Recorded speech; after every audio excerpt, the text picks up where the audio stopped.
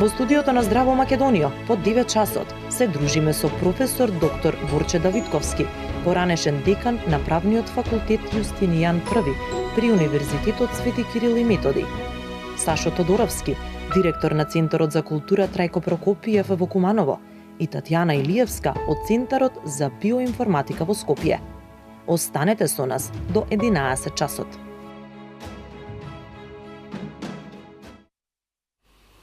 Така, продолжуваме во студиото со нашите гости. Како што видовте во најавата, ќе се дружиме со убави луѓе, со убави професии од различен карактер, но секако ќе си најдете и по некоја заедничка нишка, како и што секој пат се случува со нашите гости. Во овој дел ова утро ќе ве дружиме јас и колегата Роберт и верувам дека ќе го задржиме вашето внимание, а секако и убаво ќе си позборуваме со гостите.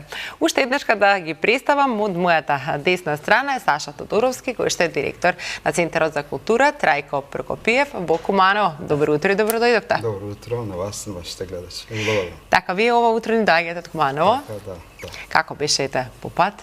Супер близко, Куманово Скопје се близко, доаѓаме. Немаше некоја магла во има некои гужви, магла имаше малце пред Миладиновци, меѓутоа сега во Скопје го дојавме, нема. Побрзо се стигна до Скопје, како ни Скопје. Побрзо ни да возиш, да, од аеродром до Карфуш, повеќе време ќе ви треба отколку Куманово Скопје, да. Добро, но сепак еве, ни дојдовте на време, ви благодарам што ви благодарам што одвоивте време и еве ќе споделуваме на убави теми кога станува збор за културата и она се што се случува во Куманово. Пријатно ви е тука во студиото, одлично, супер. Така, баш се радувам. Веднаш до вас ни е наша драга дама Татјана Илиевска, која што ни доаѓа од Центарот за биоинформатика во Скопје. Добро утро. Добро утро. Како сте вие, Татјана? Одлично. Верувам дека вие убави информации ќе ни споделите со сите она кои што го работите во Центарот. Да, имаме многу новитети, многу убави работи, полезни и би било убаво нели да знаете гледачите. Така е. И веднаш до вас е ценитиот професор доктор Борче Давидковски, кој што е поранешен декан на правниот факултет Јустинијан I при Универзитетот Свети Кирил и Методи. Добро утро и за вас. Добро утро. Мило ми е што учествувам во вашата емисија, ептен домашна атмосфера создавате и убави луѓе, како што викате вие убави гости, ама и вие сте убави луѓе водителите. Така, и се надевам дека успешно ќе спроведеме оваа емисија. Позборуваме ова утро. Така. Ние зборувавме дека вие всушност и не користите многу возила. Не, ја и пешки сабаља дојдов. Така, тука до Лептокарија живеам, преку ова мовчево овдека. Тука толку ми треба 35 минути да дојдам. Инаку секој сабаља ве гледам, јас идам по стазата од другата страна, па Канал 5 го гледам од другата страна. Мислам, тоа веќе навика ми е со години, скоро 30 години секој ден. Еве, убаво утринска навика, значи првата само прошетка штета малку загаден воздухот, тоа не чини. Мора да внимава многу. Иначе другото е се вред. Пред да почнеме рековте веќе над 30 години или речи се 30, да, дека не користите автомобил во Скопје. Да. Од здравствени причини или од тоа што Па ми најдоа притисок и тогаш ми рекоа или ќе те ставиме на терапија или земи пешачи барем 10.000 корака. Тоа мислам сега секој ден ако не испешачам 12 до 15.000 кораци, као да ви фали. Да. И особено оваа стазава што ја вртам од кај мене од Лептокарија до мостот на Влај, после до мостот кај Александар Палас и до мене е 10.000 кораци. Тоа е 8,5 километра, секој ден едем. И се наоѓаме пензионери, има и млади, кои некои трчат, ми ја полека си одиме, али така, не баш полека. Сега малку со ова новиот мост, малку не серпентини правиме, ама добро, ќе го направат. И мостот е новиот парк што се прави тука, исто добро ќе биде ваѓа. Се пошегувавме пред да влеземе официјално со разговорот. Вие сте веќе во пензија? Да, 2 години и 2 месеца. Так, како изгледате таков, би рекол, турбулентен ден во животот, долги години кариера? Како човекот се навикнува од тоа секојдневие, давајќи знаење, споделување со студентите, со новите академски граѓани во едно поинаква улога сега? Лесно ли се навикнува човек? Не, знаете како Јас 43 години стаж имав, со 4 кога отидов у фондот пензиски, не ми верува на работничката книжка ми пише 1.5.78 сум примен на работи, помлад асистент. И нормално сум немал други вработувања, обично ние од правен факултет одиме у политика, добар дел од колегите мои биле највисоки функции во државата и во бившата Југославија извршувале, но јас целиот работен век од младоста, средни години и староста, што би се рекло, на 67 години, колку што законот дозволуваше, отидов во пензија. Сега сум само на докторски студии ангажиран. Имам двајца кандидати што су ментори, но ке се навика, еве, 2-3 години пријатели си имам, секој ден ми доаѓаат у лептокарија, кафе си пиеме. Ако некој пат на телевизија, чак пат некоја изјава да дам за овие реформи и јавна администрација, тоа што сум го работел цел живот, и така. Да. Поминува време, нешто се чита и така. Значи има време. Не, за се има време. За се има време сега. Само ако имате желба, за се време ќе се најде.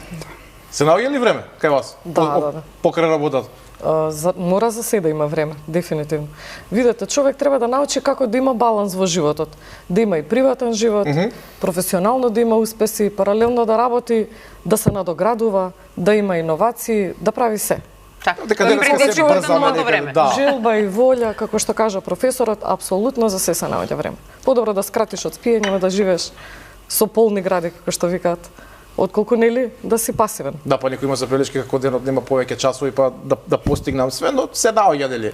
Се наоѓа. Животот е убав, треба да си го направиме таков. Го споменат и Верчо нешто го спомена во самата најава, Центар за биоинформатика. Да. Кога и зошто најчесто ви се обраќаат граѓаните, у некои што не се запознаени со она што вие го работите, а она што не го знаат, малку да го објасниме. Како функционирате, на каков начин им помагате ви? Значи, реално, кај нас доаѓаат луѓе со различни здравствени проблеми, доаѓаат и луѓе кои што немаат здравствени проблеми. Значи, во превентива. Што правиме ние? Кај нас постои можност, правиме диагностика, се мери функцијата на сите органи. На истиот принцип како што работи ЕКГ апаратот. Значи, многу едноставно, ЕКГ апаратот е прифатен во употреба повеќе од 100 години. Истото мерење на тој мембрански потенцијал го правиме на секој орган. И на тој начин имаме многу прецизен увид во функцијата на сите органи. Значи, освен за диагностиката е доста прецизна, меѓутоа што доколку нема решение, еве ќе дојде некој, ќе му кажеме што му е. На крајот, што е поентата? Иновативното кај нас е во терапијата. Значи, доаѓаат со различни патологии, од аутизам, од различни генетски заболувања. Имаме пациенти што се, например, со такво генетско заболување има 4 луѓе во светот.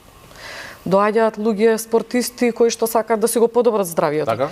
Доаѓаат со деменција, последици после мозочен удар, проблеми со врат, кичма, кол. Автоимуни болести? Автоимуни болести, да. Што останато? Алергија. Веќе алергија, нели, многу едноставно се решава, можеби затоа, да, не го ни споменав. Поентата што е? Најважно е што кај нас успеавме да направиме регенерација на органи.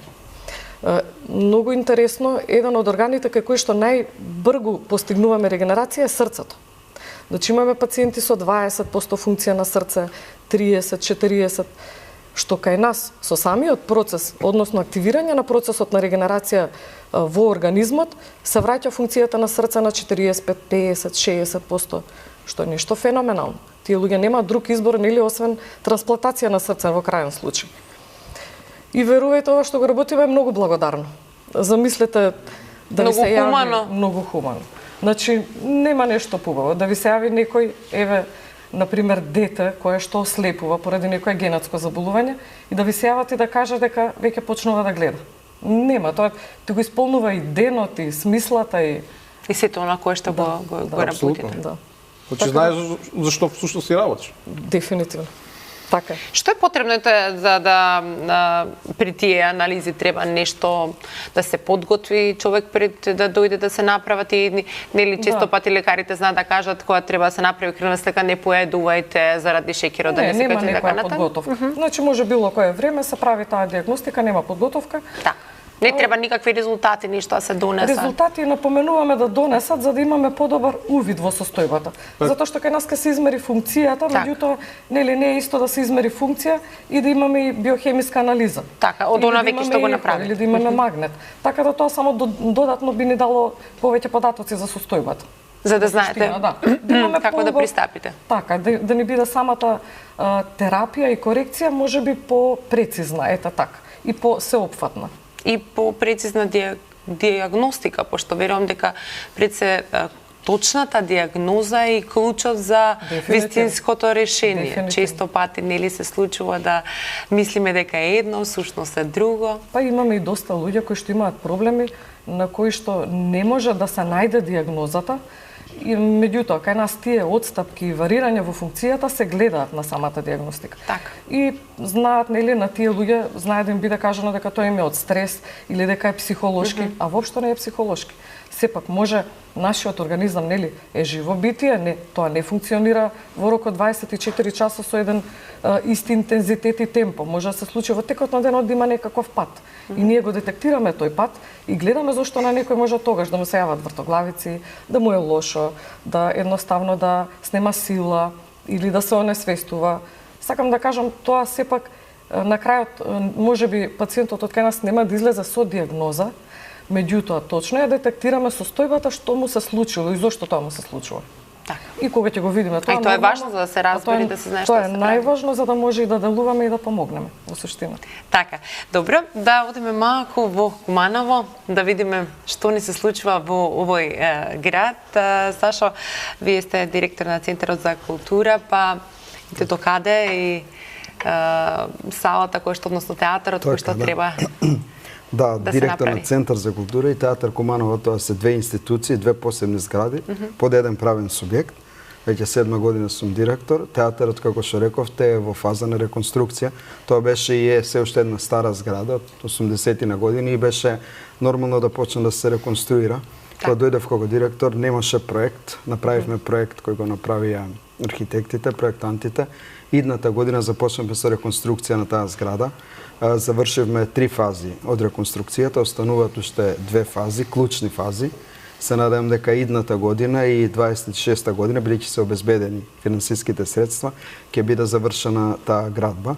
Имав мали проблеми со недостаток на финанси, мораше да се направат некои иновации објектот, односно да се зајакне објектот, бидејќи беше стара градба, така да сето тоа сега е завршено, се прават санитариите внатре во објектот. Успеавте ли да го задржите тој автентичен, да кажеме, некој изглед кој што е? Се надевам дека ќе остане така како што е, се ставени дополнителни простори за театарот, направени се, како што реков, некои нови иновативни моменти, направено е да има затоплување и на газ и на струја со клима комори, така да сигурен сум дека Театар Куманово ќе биде еден нов, модерен, нов функционален театар. Мислам дека сосем доволно за Куманово за да можеме да реализираме театарски представи. Веќе сега навистина е напорно, сите сме во Центарот за култура. Тоа сакам да кажам каде сега така, моментално се изведуваат. Актерите и во Центар за култура сме сите. И македонска драма, и албанска драма, и вработените од Центар за култура. Малку е тешко и напорно. Имаме прилагодена една мала сала која не е театарска сала, меѓутоа таму се реализираат некои театарски представи камерни кои можеме да ги реализираме во театарот, а од април-мај функционираме и на големата сцена со представите кои ги имаат годишна програма од Министерството. Така, верувам дека Кумановчани со нетрпение секако да. Очекува за тоа што сте познати и по тој кумановски муабет и хумор.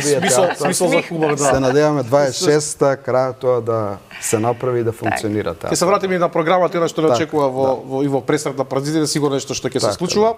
Професоре, ја споменавте, нели, самата јавна администрација, нешто што ве консултираат и новинарите, па експертите, и оние кои се занимаваат на крајот на краиштата со таа работа. Она што е меѓу последното, ете кажано од министерот Минчев, вели голема и ефикасна јавна администрација. Нешто што, барем јас колку што сум во новинарството, речи си го слушам од секоја влада.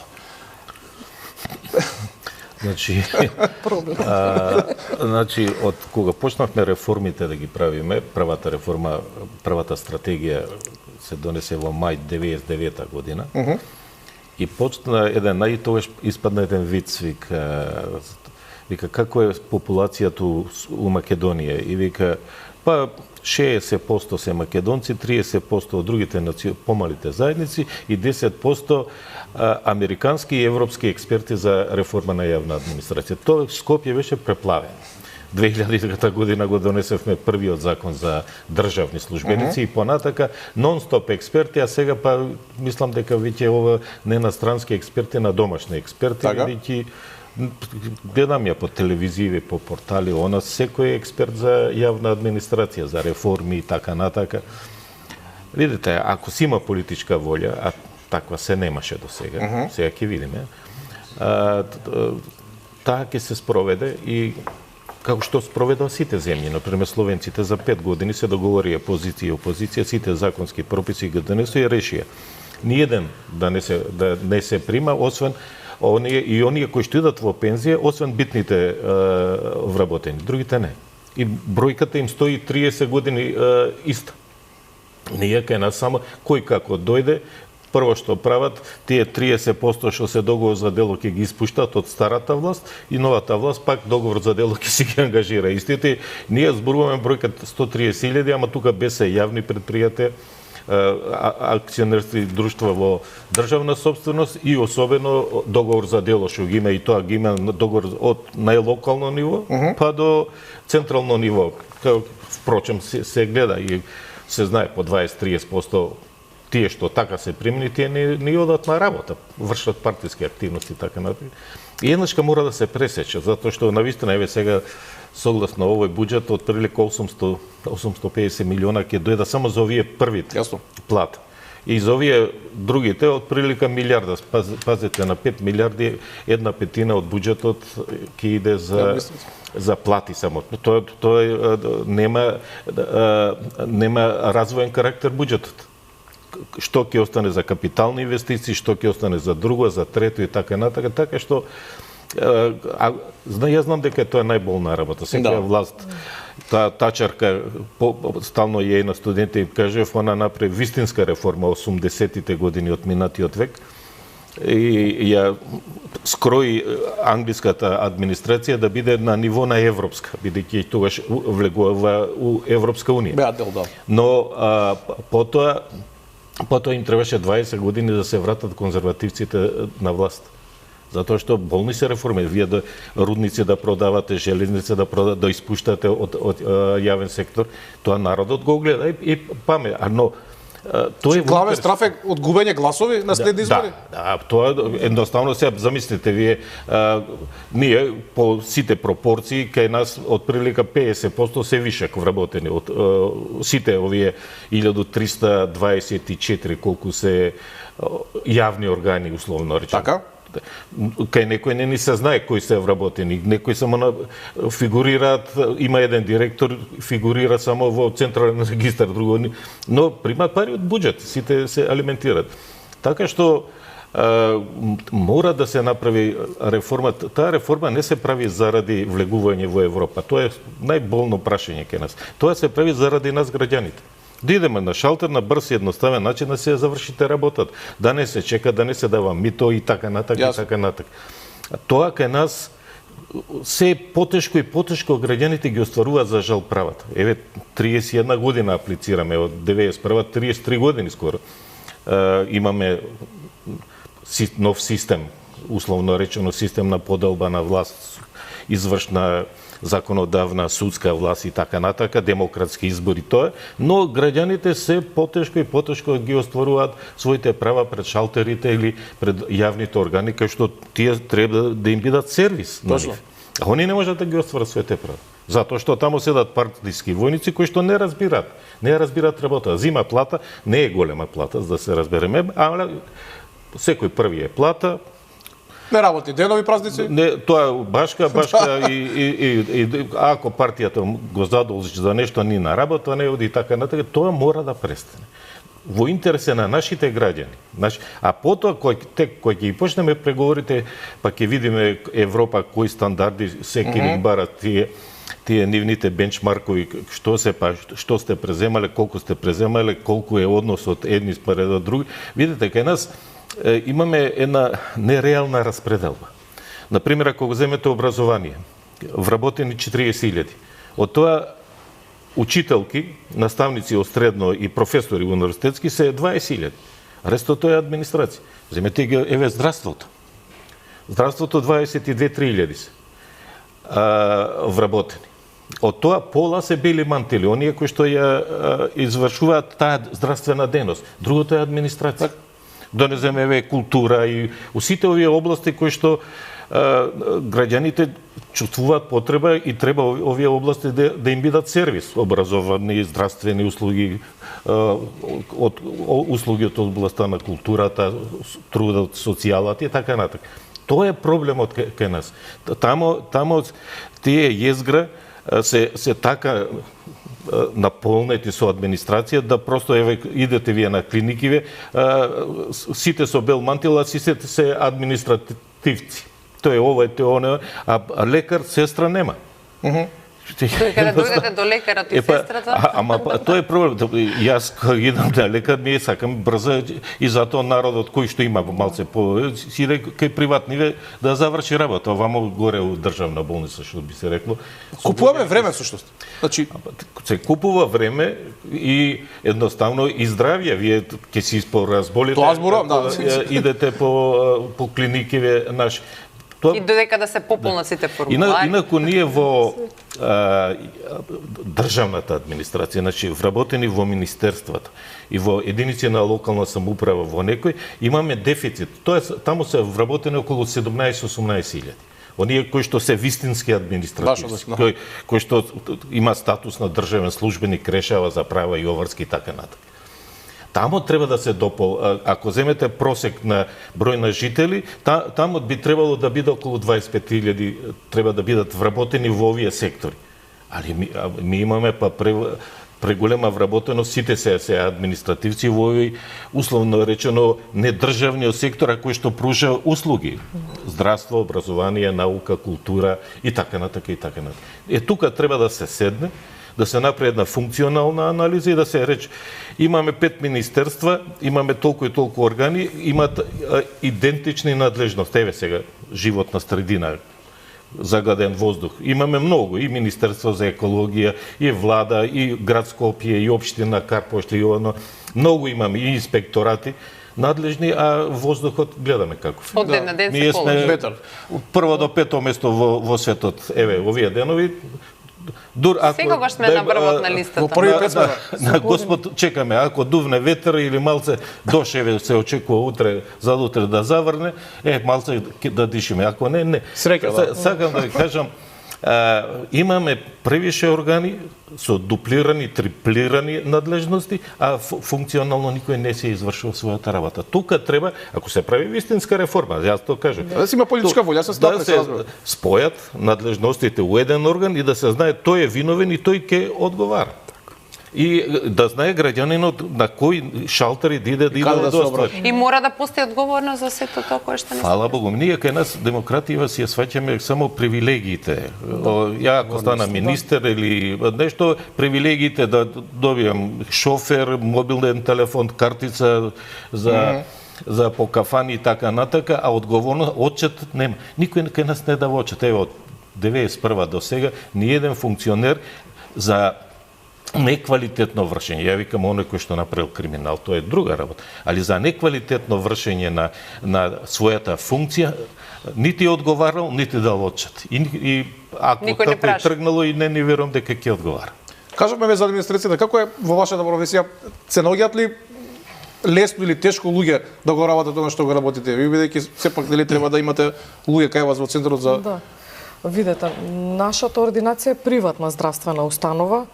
И како што разговаравме со професорот пред да влеземе на вашево гостување, многу е поразлично кога човек работи приватно, независно од самиот систем. Така да реално ние сами ги бираме и стручните лица што работат. Има ли стручни лица, тоа зборам? Има, верувајте, има. Не може да се пожалиме дека во Македонија нема добар медицински кадар. Имаме феноменален кадар. Греот е што немаат услови како да работат. Клиниките прво реално се согласувам апсолутно со професорот. Меѓутоа, стресот, одговорноста на докторите, прво сметам дека тие таму не се доволно платени реално. немаат ни доволно апаратура, немаат услови како што треба и на крајот на криштата се чудиме нели зошто сите заминуваат што се доста квалитетни и во приватното здравство. Од сите тие причини. Па тука се сестрите, медицинските сестри, кои што постојано мислам дека и се уште нити имаат нити решенја. Многу од нив висат се уште мислам. Вчера потенцира дека има некои кои што земат минимална плата, 22.500. Дали верувате дека 30 години таа партиципација која што ја плаќа било кој граѓанин кога оди на преглед, 30 години не е променета. Таа е 100 денари, толку. Значи сепак со тие, како да кажеме, самото здравство треба да има посебен буџет. Ние тргаме од нас, ние имаме приватно здравство, ние постојано инвестираме. Мораш да имаш одреден буџет за реинвестиција, реално. Да. Нели? Мораш да имаш и соодветна, како да кажем, примања, плата која што ќе ја дадеш на тој специјалист што ќе дојде кај тебе. Тоа е многу важно. Секој треба да е задоволен. Парите не се ништо друго, освен замена за времето кое што ти го инвестираш и го вложуваш таму. Нели, во тоа време можеш и да одиш, да шеташ, да седиш со пријатели, да си го поминеш со децата, меѓутоа ти си одбрал да го работиш тоа што сакаш да го работиш. Во здравството дефинитивно треба доста исто реформи. Се што кажа професорот апсолутно, нели, дај Боже да се случат тие промени. Да, се разбира. Да.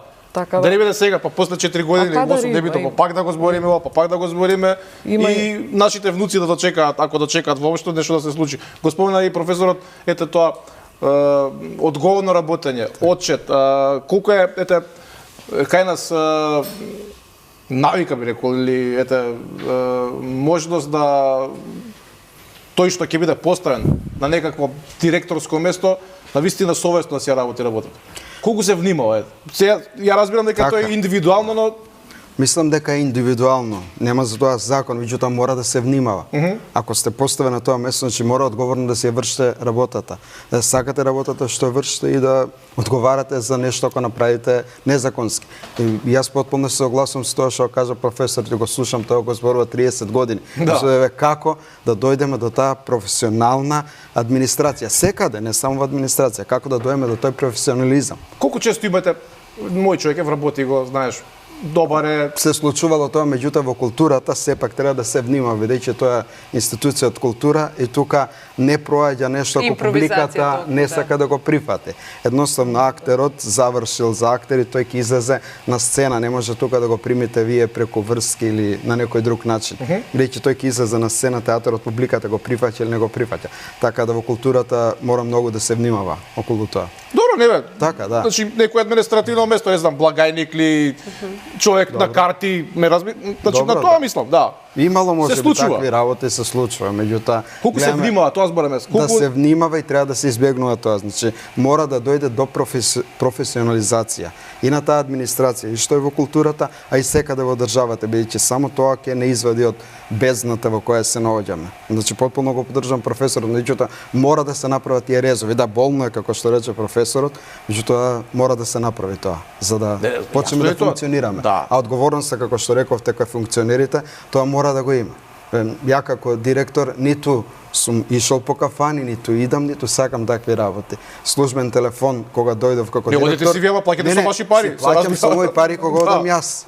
Се разбира. Инаку да плаќам од државни пари за такво нешто не, освен кога имаме иако нели има некој буџет сега. Освен кога имаме театарски гости, кога мора да дојдат, имаме фестивал, тоа се е нормално дека тие луѓе мора да се одведат некаде за да доручкуваат јадите да вечера. Тоа е нормално. Треба да се има чувство, треба да се има чувство на одговорност. И на вршење на функцијата за општо добро. Така, за општо добро. Ние сме таму за тоа, за општо добро. Например, ми во високо образование не имаме проблеми со години. Например, ја 2 мандата бев декан од 2008 до 2016. Секоја година, на крај декември, ја поднесувам извештај како декан за мојата работа. Наставнички совет, ако не ми го изгласа извештајот, има некои декани се разрешени на други факултети. И јас ја губам функцијата. Кај нас тешко, не може секој да влезе, не може партиски војник да влезе као асистент. Тоа далеко од памет. Би било лудост, да, никој пат не се дека комисија имаме, наставнички совет бира она. Зошто тоа да не се преслика, например, у јавни предпријатија или во акционерски друштва во државна собственост? Директорот го поставува влада или управен одбор, управниот одбор и директорот работи со загуби 4 години, нити он одговара, нити членови на управен одбор, нити владата од него инсистира нешто. Еве, гледат какви загуби се прават. Те, ке дојде директор, еве, електростопанство, сега како поделени се, не им ги знам имињата. Сега ова ние ќе направиме, она ќе направиме, загубите ќе... Они пак со истите тие кои што носат јаглен, кои што ископи, прават и така натака, пак со истите фирми, пак само долгови. И овој политички го стави и он не одговара за економското работење на комбинатот. Одговара он на владата, оно што го стави. Знаат дека нема да го разрешат и тоа треба да се преслика. Имаме ние примери, повторам,